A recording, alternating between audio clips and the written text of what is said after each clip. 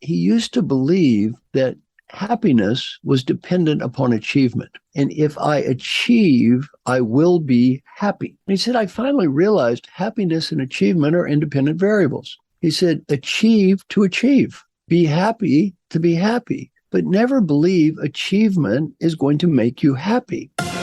Expanding possibilities, the mindset zone. I'm your host, Anna Melikian, and before we start with today's show, please remember to visit mindset.zone. Yes, instead of .com, it's .zone. There you can find all the episodes and other amazing resources, all at mindset.zone. So, probably you are already familiar with my very special guest today, Marshall Goldsmith. He has been recognized for over a decade by Thinkers 50, Fast Company, Inc. magazine, and global gurus as the world leading executive coach. Marshall's latest book, The Earn Life, Lose Regret, Choose Fulfillment, has already hit the New York Times bestseller list, joining his other New York Times bestseller, just as the classic What Got You Here Won't Get You There, Mojo, How to Get It, How to Keep It, How to Get It Back If You Lose It, and Triggers, Creating Behavior That Lasts, Becoming the Person You Want to Be. That is still one of my big favorites. So welcome to the Mindset Zone, Marshall. Thank you so much for inviting me. Thank you very much. And the first question that I want to ask you is that when I read the book, the Earn Life, when it was released a couple of months ago, and it's definitely one of my favorite books now. And you already wrote so many bestsellers and the co-author so many other books. Why was so important for you to write this particular book now? This book was inspired by what happened to me during the COVID period. During COVID, nobody knew what was going to happen. So what I did was I established these weekend calls with my friend Mark Thompson. We spent 600 hours with 60 amazing people, and they talked about life. We did it for 6 months and then took a break, figuring maybe some, would like to quit, and it seemed a little awkward. So give them a chance to re-sign if they wanted to. Everybody re-signed. And during these sessions, and I can tell you who the people were, their names are in the book. We had Pau Gasol, the famous basketball star, Curtis Martin, the football star. We had Telly Leung, the star of Broadway. We had, Jim Kim, president of World Bank. We had Raj Shah, head of the head of the Rockefeller Foundation. We had the head of the Cardinal Health. We had the head of Russell Investments, Michelle Seitz, Margot Georgiadis, and Ancestry. Just amazing people. And every weekend they discuss life. And these dialogues really inspired the book, The Earned Life, and really gave me not only the inspiration, but the content, because a lot of the content in the book came from those people. And it's amazing, the situation of the COVID for everybody was like, there was not a roadmap for it. Right. Okay, the epidemiologists were seeing it coming, but for the other people, for all the rest of us, was like, we didn't have a guide to what to do, so to speak, or experience from our life.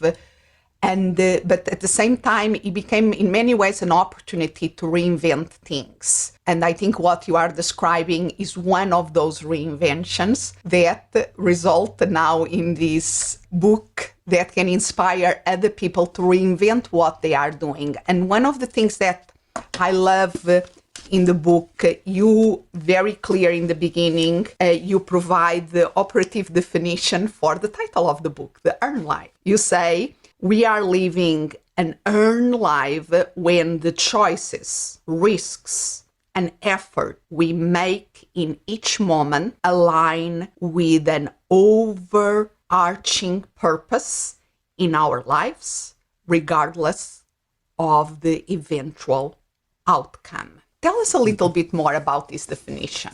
Well, The interesting part, well, a couple of parts. One part is really interesting in the definition is regardless of the eventual outcome. Yes. One of the big themes of the book is never place your value as a human being based on results. Never place your value. And this is very non-Western. The whole Western ethos is results, results, results, results. The key to the book is don't do that. Never place your value as a human being based on results for a variety of reasons. One, you mentioned COVID. We don't control the results. I don't control the results. I mean, I didn't invent COVID. You didn't invent COVID. Things change all the time that impact results, and we don't control. Two, though, which is much more important, what happens after you achieve the results? Now, one of the things I'm very proud of in the book is if you look at the first 6 pages, an amazing list of names. And if you read the first paragraph before those 6, in the beginning, it says, they deserve the credit, not me. So just wonderful, amazing people I've had the honor to work with, just wonderful people. One of them is Albert Bourla, who wrote an endorsement for the book. Albert's the CEO of Pfizer. So I said a few months ago, Albert, how's it going? Well, he said, last year, good year. He came up with that vaccine, very good. And he said, employee engagement, all-time high, stock price, pride in the company, new book, CEO of the year, good year. I said, what's your biggest challenge in life? He said, next year. If his value as a human being is he has to do better than last year, he can pack it in. He will never do better than last year. A series of things happened that put him in an almost miraculous situation to do something good. We don't even want him to do better than last year. Michael Phelps won 25 gold medals. What did he think of doing after winning medal 25? Killing himself. Why? He couldn't beat last year. One of the people in our group is Safi Bakal. Safi has an IQ equal to mine and yours combined, probably.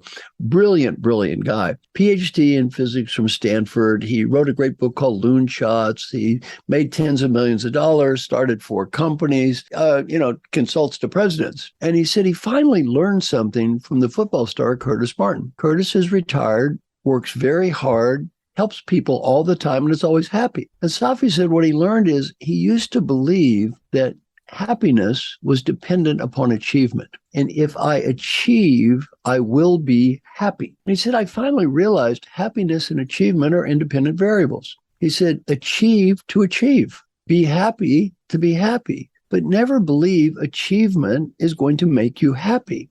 And I said, Safi, good. You already have a PhD in physics from Stanford. You've made tens of millions of dollars, started companies, wrote best-selling books, consulted to presidents. If that's not enough achievement to make you happy, how much do you have to have? He's already a 99.999 on achievement now. Does he really believe getting to a 99.99999 is going to matter? It doesn't matter. And I think this is really so important for us to reflect about, because even you're speaking in the beginning, Michael Phelps, I think he's still with more gold medals in the Olympics. Yes. And it's incredible feat.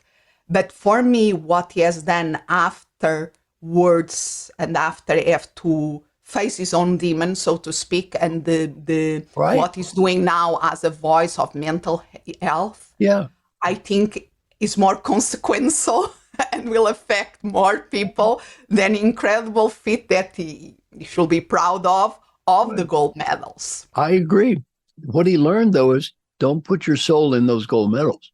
I noticed Buddha's behind you. There's a Buddhist term for this. It's called the hungry ghost. The hungry ghost is always eating, yet never full. You see, in the West, we've been brought up to believe everything will be okay when I get the money, status, BMW, condominium, when I get the promotion, when I get the PhD, when I finish the book, when it's a bestseller, when.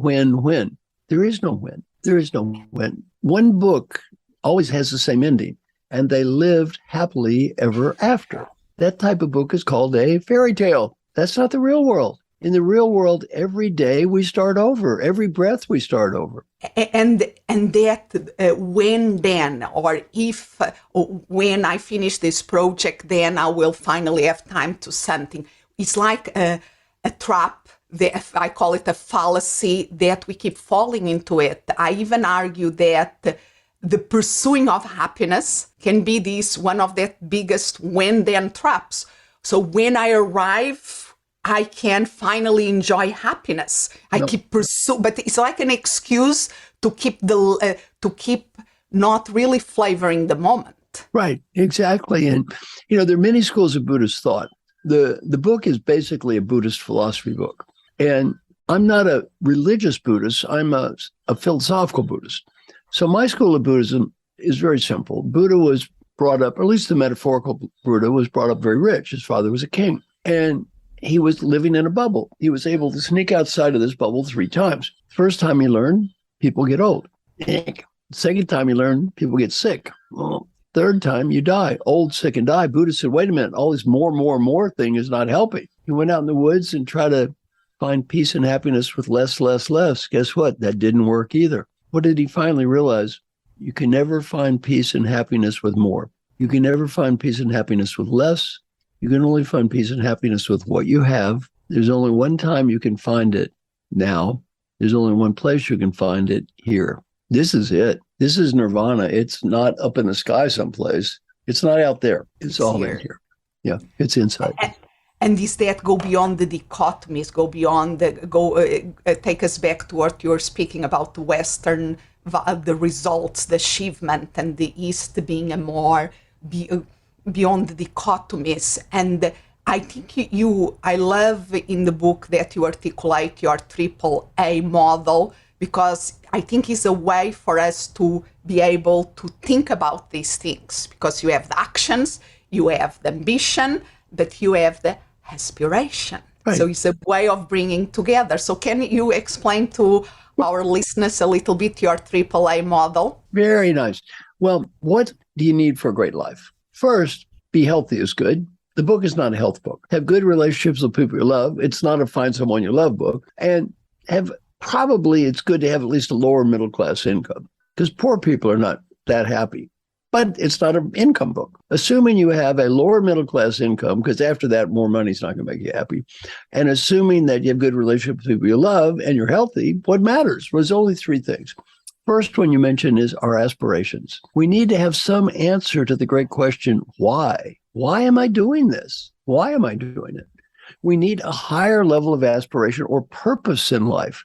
It may or may not be religious, but we need a purpose. What is the reason for it? And our aspirations have no time horizon. You don't reach a finish line on your aspiration and say, I won now, the game's over. Second, we need to have ambitions, and that's what we're trying to achieve. And what we're trying to achieve does have a finish line. It is a goal or a target. And then third is our action, our day-to-day activities. And that's what am I doing now? So the time horizon is infinite, set time horizon, and then immediate. Well, the key is alignment. To the degree we can align our achievements with our aspirations and our actions, we win. In other words, I have higher level purpose. My achievement is connected to this higher purpose, and I enjoy what I'm doing. And if you look at most people in our history as human beings, in our history as humans, most people have lived in the action phase, the day-to-day activity, the action. They had no choice. They were poor. They had to survive. Our ancestors were not mostly rich people. They were poor people. They had to survive. They're living day to day. And most people today still live there. They play the video game. They go to work. They do what they're told. They just live a day-to-day life. Not bad. That's just what they do. Some people are lost in their head. They live in the world of ideas. They have lofty dreams. They don't maybe achieve much, and they may or may not enjoy it, but they're big on that. The people I coach and the people listening to this podcast, I can tell you, are achievers. They are achievers, and their biggest challenge is addiction to achievement. Their biggest challenge is this addiction to achievement and this belief about somehow, if I keep achieving, it all is going to be perfect. And no wonder we believe this. What is the great Western art form? You may have seen this a few 100,000 times, the same drama. There is a person. Person is sad. They spend money. They buy a product and they become happy. This is called a commercial. How many of those have we seen in our lives? Thousands, over and over and over. The message is, it's out there. You can buy it. Once you get it, it's all going to be okay. The commercial, we are hammered with this in the West. And it's almost become, and I think if we look around us, we can find examples of that, people that by outside standards, they have it everything, but they are not happy. If you look to Hollywood, there will be plenty. We can find a dime a dozen of those examples. They feel because they are always searching for that next thing, that next hit, that next, and never really enjoying and being happy. Because they keep searching for it out there. As you said, I thought you said that very well. They're searching for it out there. They're not looking for it in here. And I always think about the other examples, because another thing that you speak about in the book is the heroes that inspiring us. And one that is one of my heroes that many people know will be Viktor Frankl, that survived several Nazi concentration camps in the Second World War. Yes. And for me, how a person with the suffering that he endured, and he lost his wife that was pregnant, his parents, but he's optimistic after all that experience that will justify being bitter with life. Right. He was still one of the more optimistic people about human nature that I can think of. Right. Beautiful book. Yeah, The Man Searching for Meaning is one of, because it's like reading his story and the purpose that you are speaking, because searching for meaning is searching for the purpose. That's it. We cannot, it's like, okay, what is my excuse comparing to him? But even, okay, we don't have to go to people like him. I always think about my husband's grandmother. She was born in Turkey from Armenian family in the First World War in 2015. Yeah. So she survived the Armenian genocide. Yes. And she came to the United States. She got married. She had a young kid. Great Depression came up.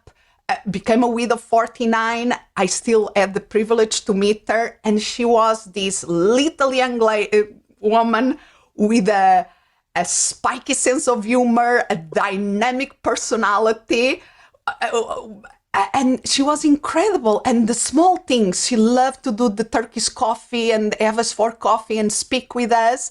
If they can enjoy life, why are we not enjoying life more?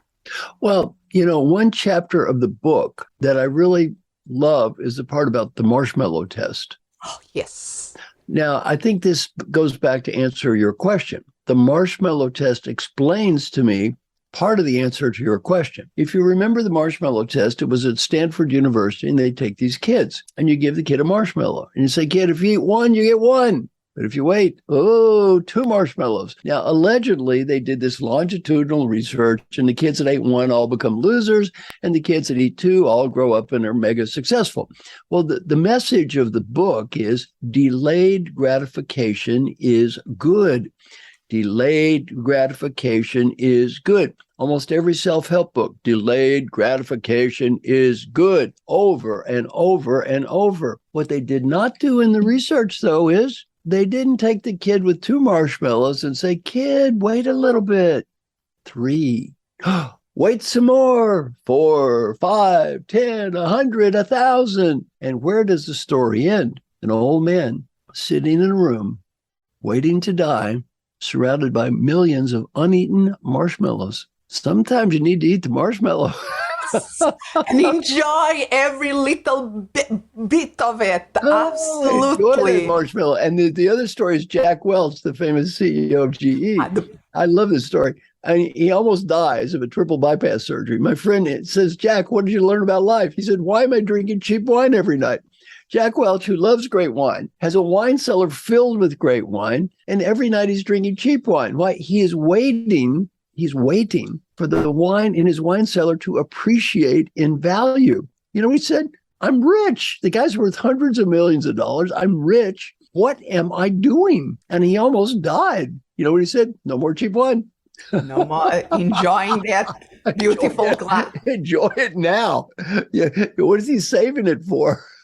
Yeah, but I think that image of the marshmallow accumulation, of the small, the be able to be in the now and enjoy the now, knowing that what we did in the past is because, and that is what I love about the AAA model. And I love that in the book, the image that you pick to represent it is the A that has at the core a triangle, because I think sometimes we have the tendency to see things in a very linear way, Right. but you pick something that is not linear. Right. Because if yes, we need action. Yes, we need the ambition.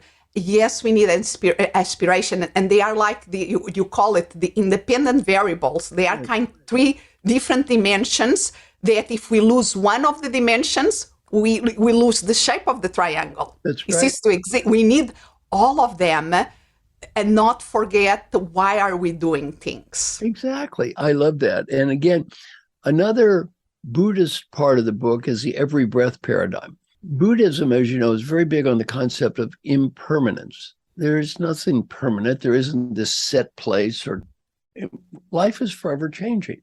So every time I take a breath, it's a new me, new me.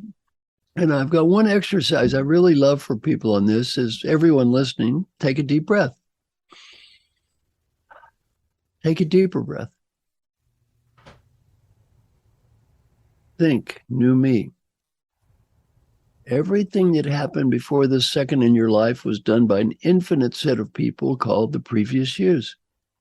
Think of all the gifts those people have given the you that's listening to me right now. Think about the nice things they've done. Think about how hard they have tried. Open your eyes.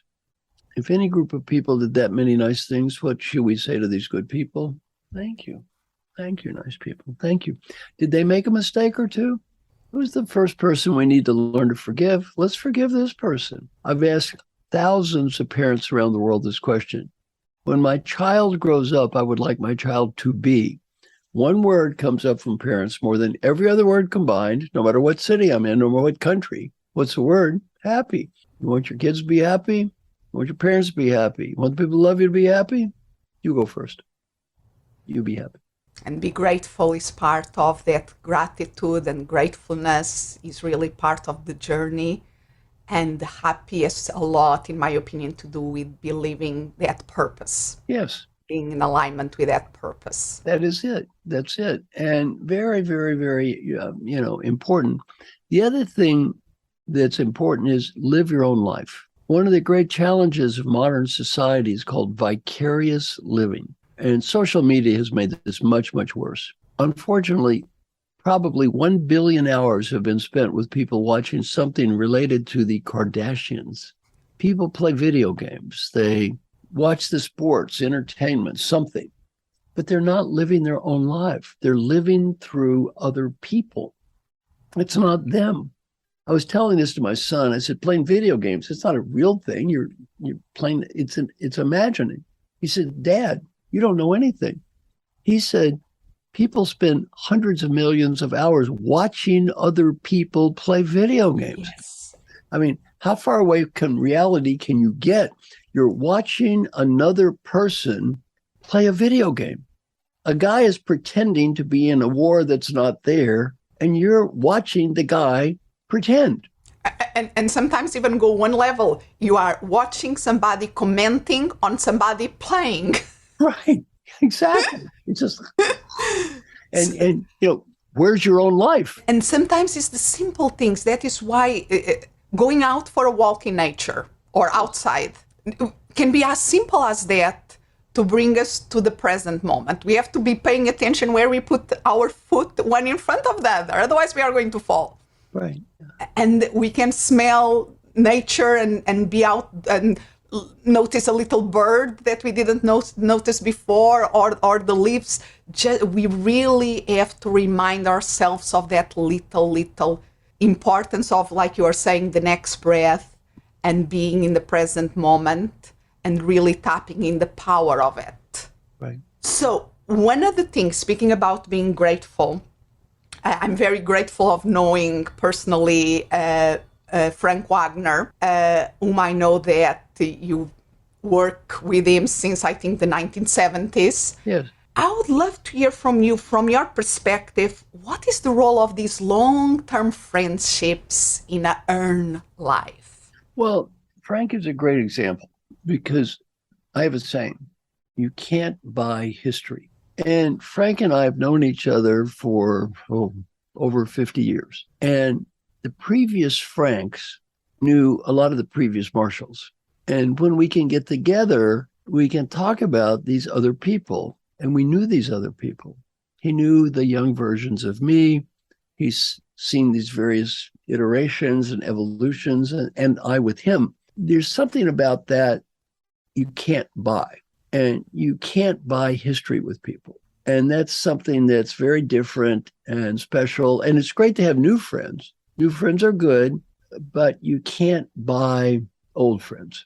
That's something that just takes time and history to develop. So I do think both are good, yet different. Both are good. It's good to have new friends. On the other hand, old friends know something that they don't. They knew these other people, the previous versions of you. And so you connect in kind of a different historical way that you can't purchase. There is a patina, or if we go to the wine example again, there is something beauty of the process of maturation of a wine. We still can enjoy a new wine, but there is something special on a wine that has that maturation process. Yeah. Mm-hmm. Very interesting. So how do you say, you are in a phase in your life that you are totally giving back through the MG100 to all the initiatives that you do.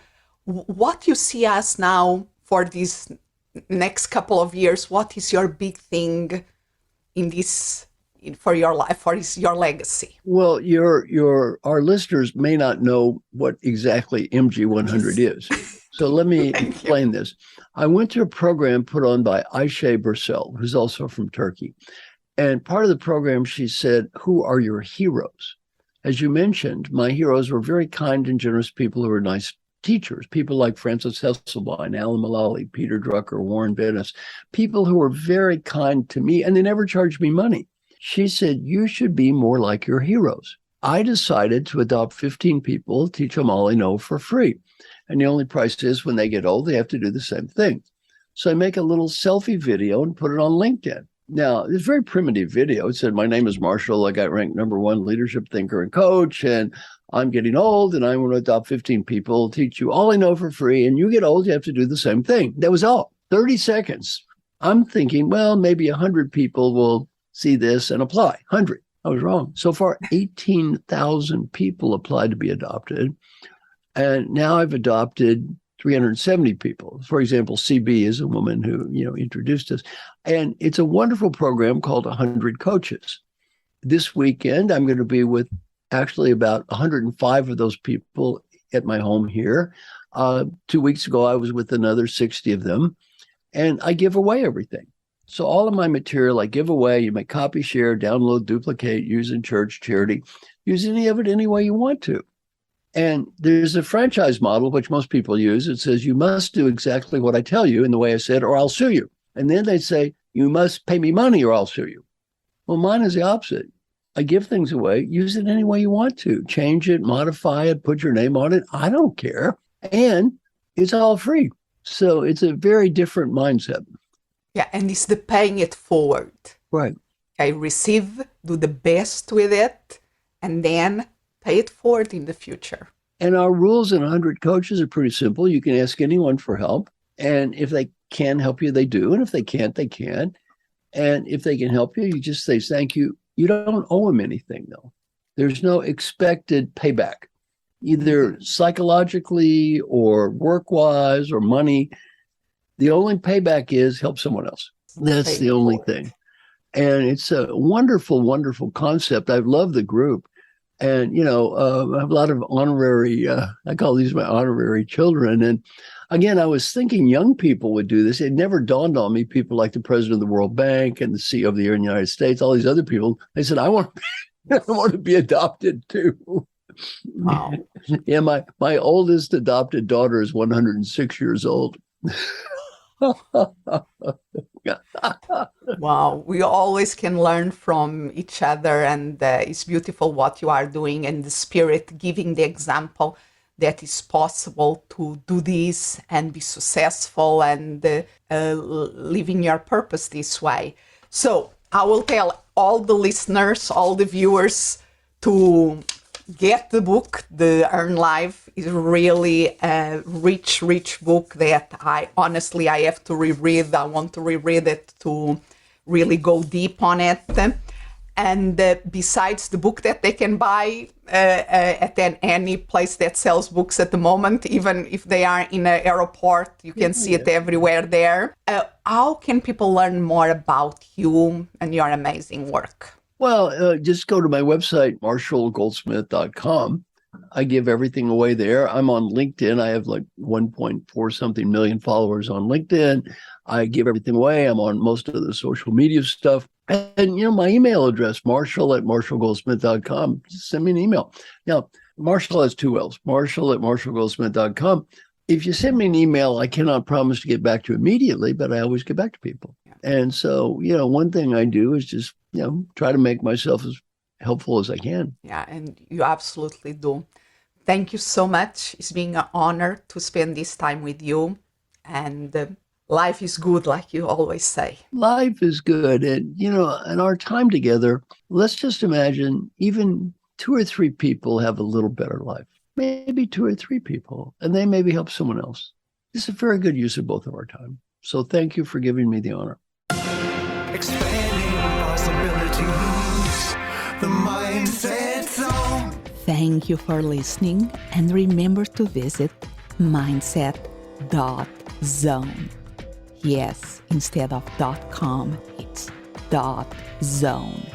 There you can find all the episodes and other amazing resources, all at mindset.zone. As always, I'm so grateful you are here. Expand what's possible for you, for the ones around you, for the world.